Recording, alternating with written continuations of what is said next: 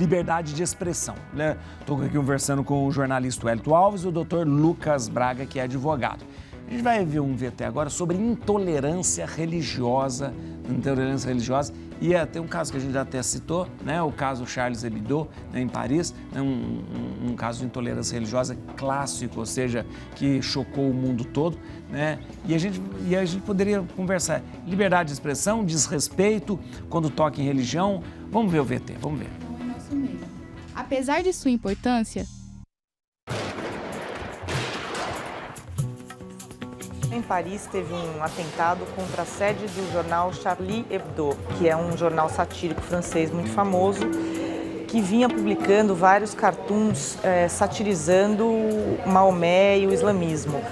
Foram 12 mortos, entre eles alguns dos jornalistas mais famosos da França. O editor do Charlie Hebdo, que é o Stéphane Charbonnier, é muito famoso, é um dos cartunistas, e ele vinha numa cruzada de defesa à livre expressão. Em 2011, a sede do jornal já tinha sido alvo de um ataque à bomba. Logo depois deles fazerem uma edição que parodiava, dizia assim, que o Maomé era o editor convidado daquela edição. E era uma edição comemorando o resultado da eleição da Tunísia em 2011, naquela época. Então, tudo como se fosse editado pelo Maomé. Depois disso, a sede do jornal foi atacada com bomba, queimou tudo, todos os computadores, eles perderam tudo. Doutores, é liberdade de expressão, é falta de respeito quando se mexe com religião? Lembra aquela história que o pessoal falava assim, futebol, religião e política não discute, né? É mais ou menos nessa linha? É o top 3 dos problemas, né? Áreas extremamente sensíveis, né? É verdade. Extremamente delicadas aí de qualquer tipo de comunicação quanto a isso. Eu acho que vai muito da questão do destinatário da mensagem, né? Sei. Muitas vezes o remetente não procura ofender, apenas está exercendo seu direito de liberdade. De liberdade. Sem qualquer tipo de ofensa. E agora, o modo que nesses tópicos específicos, nesses temas, o remetente, o destinatário, o destinatário já fica muito fragilizado antes mesmo de acontecer qualquer tipo de coisa. Mas tem um caso, por exemplo, citou o Charlie Hebdo, teve o caso do Porta dos Fundos, por exemplo, também. Que é extremamente polêmico. Se você vê entrevistas do Fábio Porchat, ele diz ele não acredita naquilo, então ele coloca isso de forma de sátira, mas na verdade é extremamente ofensivo para quem é cristão. Para quem é cristão, para quem é muçulmano, para quem Concordo. Né, aquilo fere não somente a suscetibilidade, fere a sua fé, né? Fere a sua fé, né? É algo muito íntimo, né? É algo muito íntimo. E a fé, justamente, aí a gente cai no subjetivo de novo. A fé é algo muito íntimo e sagrado, né? Agora, é sempre um grande problema. Então, a liberdade de expressão, ela vai encontrar um limite, e o limite é mais flexível, menos flexível, diante de alguns temas que são mais sensíveis ou não, então. Sim, eu acho que um ponto, por exemplo, quando se envolve mídia, e aí está falando de Charlie Hebdo, Porta dos Fundos e outros canais, tanto no Esfera Religiosa como outras, a autonomia da pessoa que se sente ofendida também a negar a audiência, porque eu sou contra aquilo, mas eu fico assistindo, eu dou audiência e aquele produto continua. Sim, e seria a maneira de eu contra-atacar, seria com boicote, ou seja... Eu acho que é um ponto, Essa tendência é o que eu também acredito como uma das saídas, tá? É a questão de reforçar justamente o conceito do nosso programa de hoje. Sim. A liberdade de expressão. Sim. De você poder se comunicar, de você poder se expressar. Tá? Caso você não goste, se sinta ofendido, procure... Há meios legais. Há meios disso. E não ficar nesse vitimismo exagerado ou essa judicialização, que é o que está acontecendo hoje. Sei. Todo e qualquer tipo de exposição. Me ofendi. Vou querer uma indenização pecuniária. Né? É verdade. Tá? Eu acho que e isso é fácil de ser sanado. Basta o judiciário não proferir sentenças favoráveis. É simples. Sei. Tá? Desde que siga essa linha, desde que se entenda que, defenderemos a liberdade de expressão. Perfeito. Tá? Ou não vamos defender a liberdade de expressão, vamos seguir indenizando pontualmente, conforme o caso concreto. É muito interessante isso que a gente está falando, porque eu acho que, a gente vai conversar sobre, mas eu acho que falta hoje nos meios de comunicação que de repente trabalham, e hoje com sistemas sensíveis, é haver pessoas que entendam do que está acontecendo, conheçam as famosas editorias que antigamente existiam. Por exemplo, se dentro do Charlie Hebdo tivesse um muçulmano e trabalhando ali e ele dissesse assim, não, gente, isso não pega bem. Isso não está legal. Isso não pode. O doutor chamou sempre a atenção assim, gente, é subjetivo, o limite está ali, tá. Então alguém tem que entender disso. Eu acho interessante, Wellington. Dentro das instituições. Das instituições. Isso usava. Antigamente, os jornais, os grandes jornais, tinham editorias, por exemplo, editoria de religião. Olha que bacana. Eu lembro, eu trabalhei aqui no Vicariato da Comunicação da Arquidiocese, e nós tínhamos, em cada grande jornal, a Veja tinha uma editoria de religião, Folha de São Paulo, Estado de São Paulo, quem sempre opinava e fazia isso era um grande jornalista chamado José Maria Marink, né? Que para mim é um dos grandes jornalistas que a gente tem no Brasil, morreu, falecido, mas era uma pessoa lá dentro que de repente ia sair um tema sensível, conseguia ter... e ele falava, não, isso não pode, isso não pode, não é assim que se faz, né? Então falta isso, de repente, até para os jornalistas, né? Hoje você tem dois aspectos, assim. Você tem as redações que foram enxugadas nos últimos 20 anos, isso, uma série de processos econômicos e de otimização e também pela crise. Mas você tem algumas empresas que elas criaram núcleos editoriais próprios, né? Por exemplo, a Folha de São Paulo, ela tem um núcleo editorial que é composto ali por um grupo de pessoas que eles definem o que deve ou não sair. Tem um manual para os jornalistas que trabalham. O tempo que eu trabalhei lá, você recebia um manual da Folha para você escrever. Você seguia aquele manual, né? Aquela linha. Mas você tem muitas empresas que você não tem linha alguma, eu concordo com isso. Muitos veículos de comunicação que aceita-se tudo e copia-se tudo, isso é o pior. É verdade. Então, eu vou dizer que, por exemplo, já aconteceu algumas vezes de eu perceber textos nossos copiados em outros veículos de comunicação. Sim.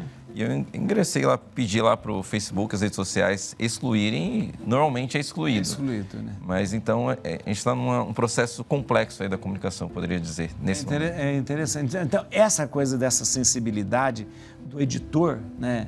E talvez buscar, né? Olha, eu não estou entendendo, vamos entender. Eu dou um exemplo aqui muito interessante da Rede Globo, porque é o seguinte, na época que o Papa Bento XVI veio ao Brasil, a Rede Globo, ela encabeçou o pool de transmissões. E eu estava junto da Arquidiocese fazendo todo o trabalho do vicariato, e eles montaram praticamente um curso de o que dizer, o que não dizer e tal. Até foi uma grande jornalista que era produtora do Jornal Nacional, chamada Cristina Angelini. Ela organizou, eu até brincava com ela, falou, você fez uma sacristia aqui na Globo, né? Fez uma sacristia.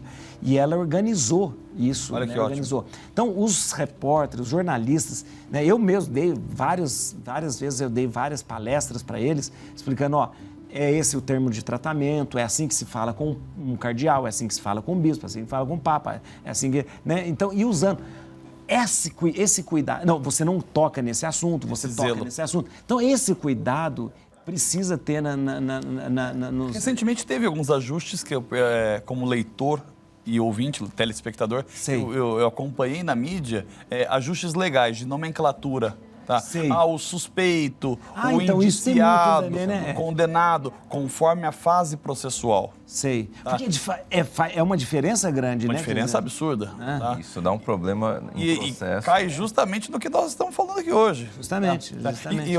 A gente estava conversando aqui no nosso intervalo, um tema... É gostoso falar sobre esse tema aqui da liberdade de expressão. Isso. Porque é uma questão muito clássica. A frase liberdade de expressão soa muito bem. Todo mundo é muito favorável. Liberdade de expressão, isso é o mínimo, é um direito de todos, tal. Vírgula. É verdade. Desde que...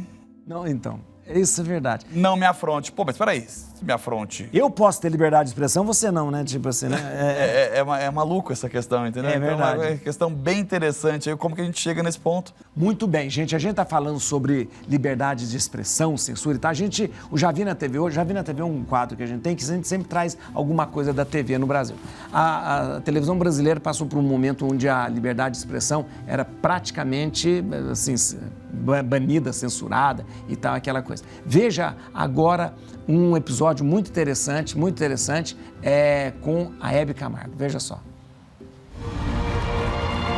Eu tenho um microfone na mão, então eu posso falar. Eu tenho que falar. Você sai por aí falando o que você quer, depois quem tem que falar com censura sou eu. Ué, mas a censura não acabou? Essa mulher é incontrolável, uma subversiva, microfone na mão. Essa mulher é a apresentadora mais querida do país. Ela já deu mais audiência que novela da Globo. Eu tô de saco cheio das pessoas dizerem o que eu posso e o que eu não posso fazer. Até quando, minha gente? Até quando a gente vai aceitar tanta injustiça? Chega!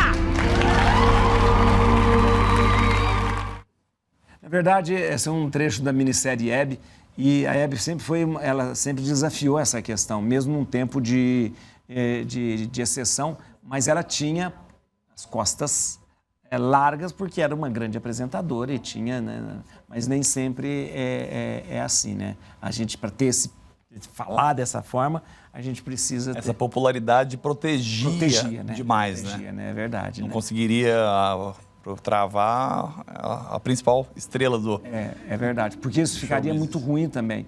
Há um episódio muito interessante, que é interessante, que como a imprensa ela é importante quando ela fala, porque ela pode proteger vidas. O José Paulo de Andrade o José Paulo de Andrade morreu há 2 anos. Para mim, um dos grandes jornalistas que nós tivemos, né? Ele era da Band... Rádio Bandeirantes. Rádio Bandeirantes. José Paulo tinha um Pulo do Gato. Tá? E na época que ele era repórter, quando o Lula era lá no ABC, ele era o sindicalista, ele foi preso pelo governo militar, foi preso. Sim. Ele, poderia acontecer alguma coisa de mais grave com ele, poderia até ser morto. E o Zé Paulo de Andrade, ele falou assim, eu preciso falar. Ele desafiou de repente, eu preciso falar. E ele noticiou na Rádio Bandeirantes, acaba de ser preso, o sindicalista, tal. Quando ele anunciou isso, o pessoal falou assim, pronto, o povo, todo mundo já sabe, então não podemos fazer nada com ele. Né? Então, de repente, a imprensa usou uma informação, né? Talvez uma liberdade que não tivesse, e salvou a vida, de repente, de alguém que poderia... E o Zé Paulo de Andrade, ele sempre dizia assim, olha, todas as vezes o presidente Lula sempre agradecia, falou, você salvou minha vida com uma informação. Mas uma informação pode salvar uma vida, mas uma informação também pode destruir a vida. Principalmente carreiras, né? É verdade. Principalmente né? carreiras. Principalmente carreiras. Esse né? aspecto profissional, eu acho que é um grande perigo aí, né? Quando a gente fala liberdade de expressão, pode-se dizer tudo, tá? Não há muitas penalidades, então é esse que é o grande choque, o grande tema, né? Além de temas sensíveis, onde ferem honra, imagem, tudo, essa questão que hoje está sendo bem combatida, mas especificamente voltada para a política, a questão das fake news, tá? É uma outra complicação. Isso é importante. É uma outra vertente, né? É uma liberdade de expressão da mesma maneira. Uma liberdade de expressão mal usada. Extremamente mal usada, maléfica e o que acontece? Ela vai te direcionando, ela vai formando opiniões. Justamente. Então é uma questão extremamente complexa. Complexa, sim. É uma extremamente complexa. Eu queria citar um trabalho que é feito pela ABRAGE, Associação Brasileira de Jornalismo Investigativo, que muitas vezes no Brasil você tem questão de jornalistas que são mortos por causa de informações, principalmente em relação à política. Certo. E a ABRAGE, ela normalmente manda jornalistas de outros veículos para continuar apurações quando você tem uma situação como essa, para que a informação seja de fato prestada. Interessante. Então, e é uma forma de, justamente como o senhor disse, aquela informação do Zé Paulo de Andrade salvou vida. Muitas vezes a ABRAGE tem esse trabalho para que jornalistas sejam salvos Por causa das pressões, principalmente em cidades pequenas, cidades mais distantes, a situação é muito mais complexa. Você fala, às vezes a gente pensa que a violência contra o jornalista acontece nas grandes centros, mas não. Às vezes na cidade pequena é mais perigoso, né? Muito mais perigoso que a pessoa não tem. Por exemplo, o Caco Barcelos, quando escreveu Rota 66, ele pôde sair do Brasil, mas quantos jornalistas têm informações e não podem sair do Brasil? Eu queria agradecer muito o Dr. Lucas Braga, advogado, queria deixar aqui os contatos. Muito obrigado pela disponibilidade, por estar aqui com a gente. Eu sei que vocês dois são tão ocupados, passou a tarde aqui com a gente. Atenção, para você entrar em contato com o Dr. Lucas, no Instagram, @FreireEBraga, tudo junto, FreireEBraga.advogados, no Instagram. No site fbragaadvogados.com.br. Site fbragaadvogados.com.br. O telefone 0 operadora 11 99138 6075. Wellington Alves, muito obrigado mesmo, o jornalista Wellington Alves.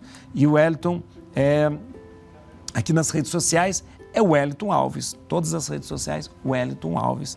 E o site, que é o portal, né, de informação, grudiario.com.br, é o de Guarulhos. Exatamente. Grudiario.com.br e o arujareporter.com.br, tá bom?